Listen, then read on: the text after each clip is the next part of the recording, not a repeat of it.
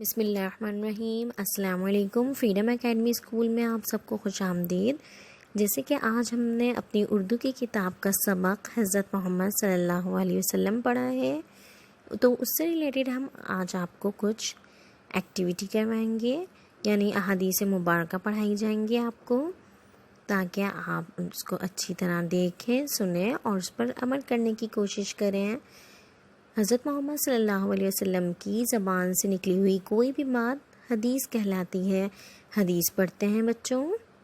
حضرت محمد صلی اللہ علیہ وسلم نے فرمایا، کسی شخص کے دل میں ایمان اور حسد اکٹھے نہیں رہ سکتے، سادگی ایمان کی علامت ہے۔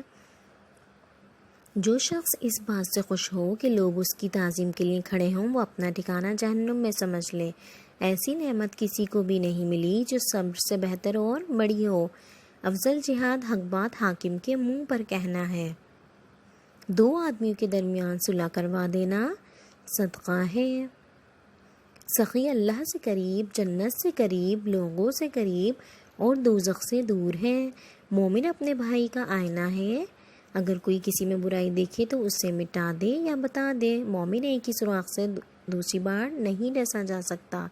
بدترین شخص وہ ہے جس کے ڈر سے لوگ اس کی عزت کرنے پر مجبور ہوں۔ طاقتور وہ نہیں جو دوسرے کو پچھاڑ دے، بلکہ اصل طاقتور تو وہ ہے جو غصے میں اپنے آپ پر قابو رکھے۔ انصاف کی ایک گھڑی سالوں کی عبادت سے بہتر ہے۔ امید ہے آپ سب کو حضرت محمد صلی اللہ علیہ وسلم کی حدیث سمجھ آ گئی ہوں گی۔ اب ہم اس پر عمل کرنے کی پوری کوشش کریں گے انشاءاللہ۔